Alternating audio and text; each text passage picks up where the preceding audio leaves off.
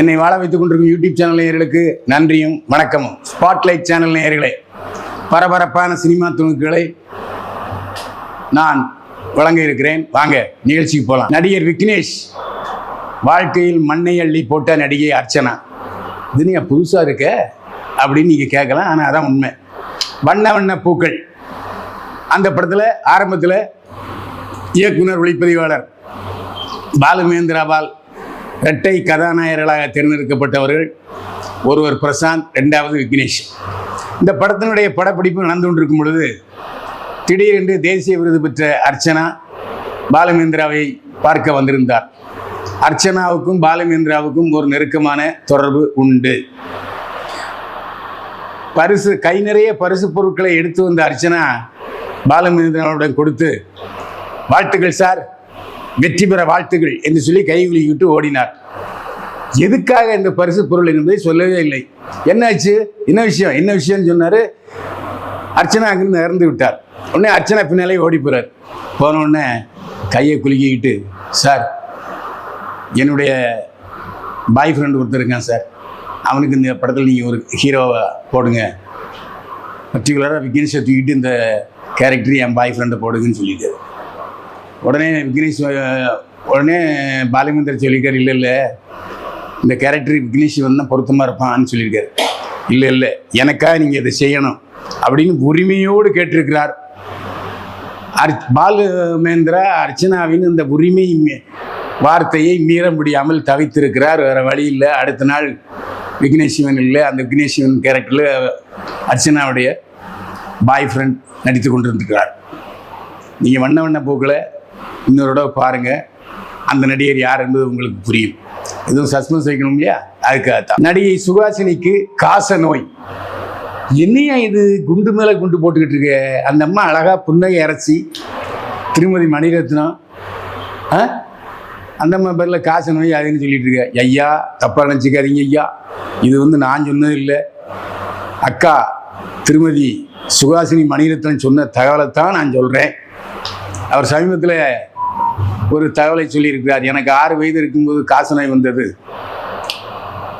உடனடியாக என்னுடைய தந்தை உரிய டாக்டரிடம் சிகிச்சை அளித்தார். எனக்கு அப்போது காசநோய் நீங்கிவிட்டது. அதுக்கப்புறம் நான் வந்து ஒளிப்பதிவாளரிடம் உதவியாளராக சேர்ந்தேன். அசோக்குமார் தான் படத்தினுடைய கேமராமேன். நான் ஒளிப்பதிவாளராகத்தான் சினிமாவுக்குள்ளே வந்தேன். அப்போ அந்த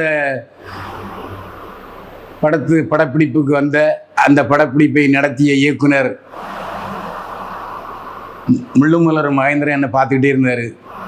என்னம்மா, அடுத்த படம் நான் எடுக்க போகிறேன், மோகன் தான் கதாநாயகன், நீ தான் கதாநாயகின்னு சொல்லியிருக்காரு. இல்லை சார், எனக்கு கதாநாயகிக்குரிய முகபாவனை அந்த மாடுலேஷன் ஒன்றும் இல்லையா சார், குச்சனால இருக்கேன்னு இருக்கேன், அதெல்லாம் நான் பார்த்துக்கிறேம்மான்னு சொல்லியிருக்காரு. அதற்கப்புறம் அவர் இயக்கிய படத்திலே மோகனுக்கு ஜோடியாக நடித்தார் சுஹாசினி. படம் சூப்பர் ஹிட்டு. அதுக்கப்புறம் தான் அவர் நிறைய படங்களில் நடித்தார். அவருடைய நடிப்பு திறமையை முழுமையாக வெளியுலக கொண்டு வந்தவர் இயக்குனர் பாலச்சந்தர். சிந்து பைரவி படத்தில் நடித்தார். அதுக்கப்புறம் திருமதி மணிரத்னமாக மாறினார். அதுக்கப்புறம் இந்திரா என்ற படத்தையும் இயக்கினார் சுஹாசினி. தேசிய விருது பெற்ற நடிகை லிஸ்டில் சேர்ந்து கொண்டார் மணிரத்னம். அதுக்கப்புறம் மணிரத்னத்துடன் இணைந்து மெட்ராஸ் டாக்கீஸ் என்ற தயாரிப்பு நிறுவனத்தை நடத்தி கொண்டிருக்கிறார்.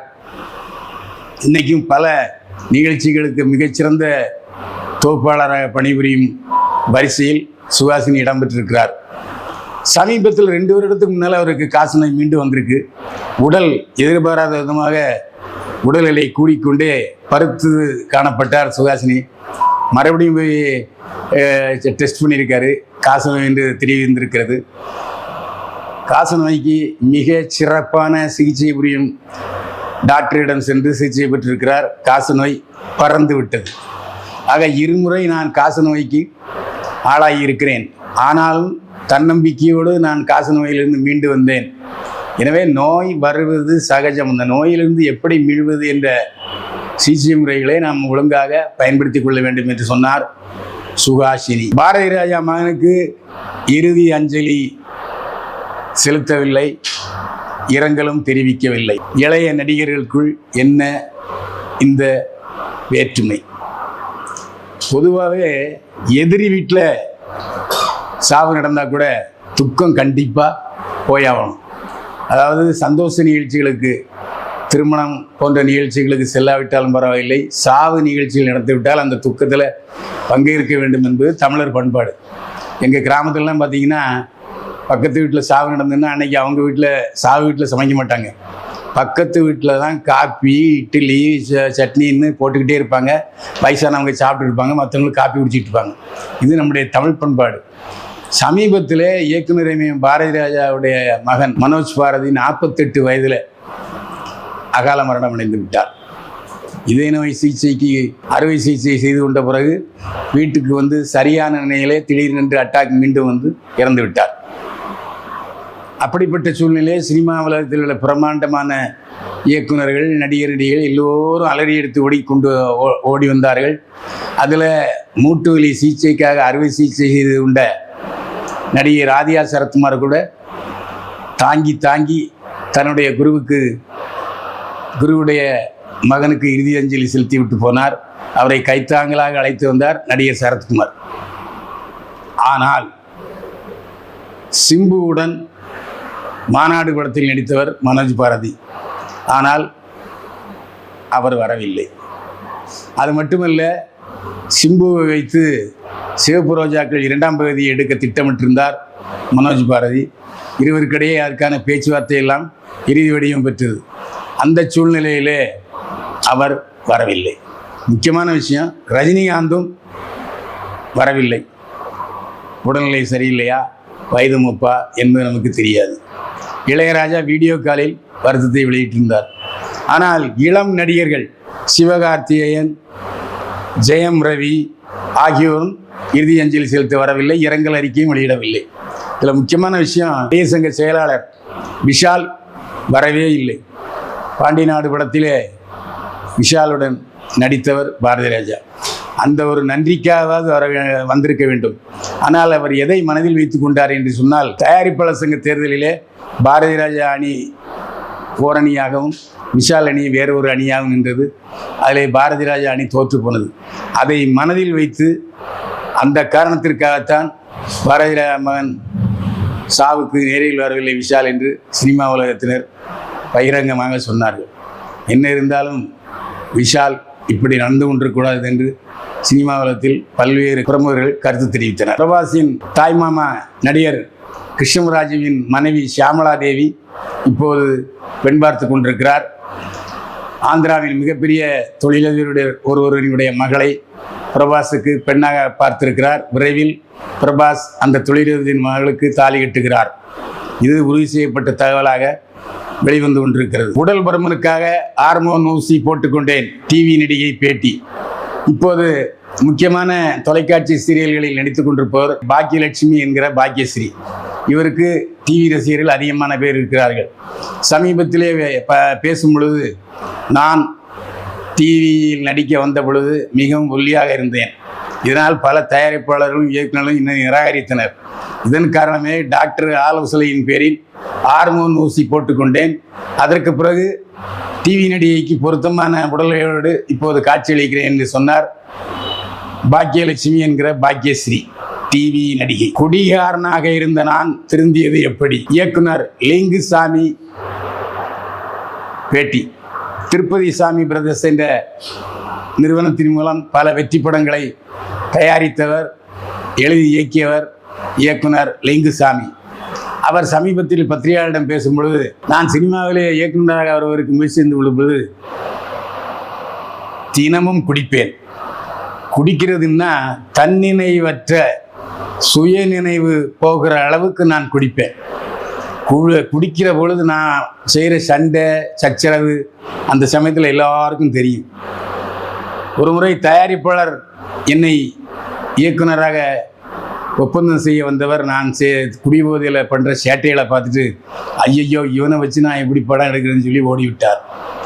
அதற்கு பிறகு நடன மாஸ்டர் பிருந்தா சாரதி என்னை ஒரு தியான மண்டபத்துக்கு அழைத்து சென்றார். அதற்கு பிறகு என்னுடைய நண்பர் இயக்குனர் வசந்தபாலன் என்னை ஒரு தியான மண்டபத்துக்கு அழைத்து சென்றார். அடிக்கடி தியான மண்டபங்களுக்கு சென்று தியானம் செய்ததன் காரணமாக அதற்கப்புறம் என் வாழ்க்கையில் நான் மதுவை தொட்டதே இல்லை, டீட்டோட்டலராக மாறிவிட்டேன்.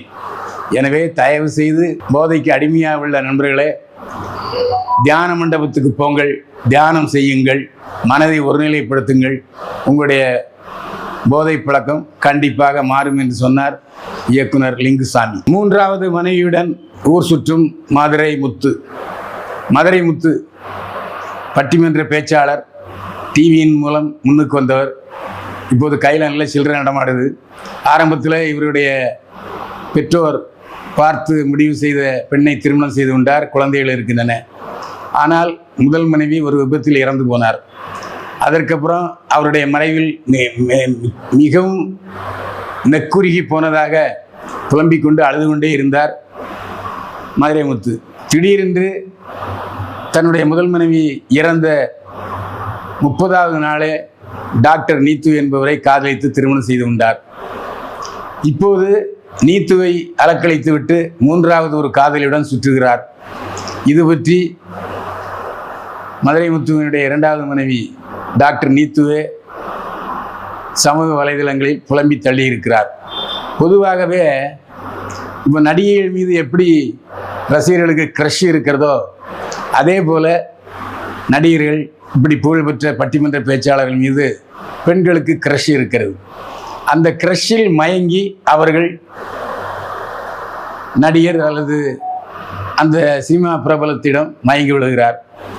அதற்கு பிறகு 2வது 3வது 4வது என்று தொடர்ந்து கொண்டே இருக்கிறது. தயவு செய்து சினிமா பிரபலங்களை ரசியுங்கள், உடலை பறிகொடுத்து விடாதீர்கள் என்று எச்சரித்திருக்கிறார் மதுரை முத்துவினுடைய 2வது மனைவி டாக்டர் நீத்து. நேரலே இது போன்ற பரபரப்பான வில்லங்கமான செய்திகளுக்கு ஸ்பாட்லைட் சேனலை சப்ஸ்கிரைப் பண்ணுங்க. நீங்கள் சப்ஸ்கிரைபர் ஆயிருந்தால் உற்றார் உறவினர் நண்பர்களை ஸ்பாட்லைட் சேனல் சப்ஸ்கிரைபர் ஆக்குங்க. மீண்டும் சந்திப்போம். வாழ்க வளமுடன். இந்த வீடியோ உங்களுக்கு பிடிச்சிருந்தா லைக் பண்ணுங்க, கமெண்ட் பண்ணுங்க, ஷேர் பண்ணுங்க, சப்ஸ்கிரைப் பண்ணுங்க.